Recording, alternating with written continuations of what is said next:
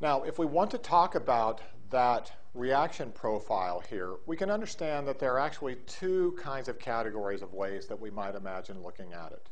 So I show them here to you as cases 1 and 2.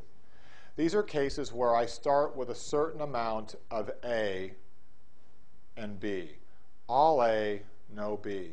Case 2, all A, no B. Initially, Q is equal to 0. Q is equal to 0 here. Over here, Q is equal to 0 to start. And then I say, ready, set, go, and the reaction happens. So what are things that could happen? Well, the reaction could happen, or check this out, the reaction might not happen. Let's draw a picture of what would look like if the reaction didn't happen. The reaction would start, and then it would stop very quickly. I would have maybe a little bit of B form relative to A, because I can't have QB equal to infinity, or QB equal to 0. But very quickly it would stop, and I would see that the ratio of the A to the B here would suggest that nothing occurred in the reaction. Q here, when I ratio B over A, would be a number very close to 0, a number less than 1, a number suggesting that the reaction didn't happen. And yes, since the reaction didn't happen, suggesting that delta G is positive. On the other hand, here's the case where something does happen. The reaction occurs, ready, set, go, and wow, look at that stuff go away. Look at that stuff form.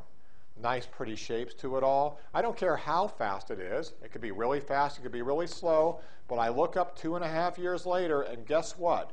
The ratio has changed such that I now have more B than I do A. If I have more B than I do A, that means I have more product than reactant. That means I have a number greater than 1. That means that the reaction happens. That means the delta G is negative.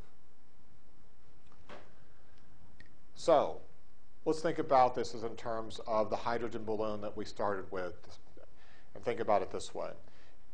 What if we had a reaction in which I had all hydrogen and all oxygen, and I said ready, set, go? Boom, it explodes. The hydrogens and the oxygens all react and they go away. The waters all form. I would say that reaction happened. K is going to be a great big number. Delta G is going to be negative. Let's talk about the reverse reaction, the reaction that doesn't happen. Let's start with a bucket of water and no hydrogen or oxygen. Ready, set, go. Nothing happens.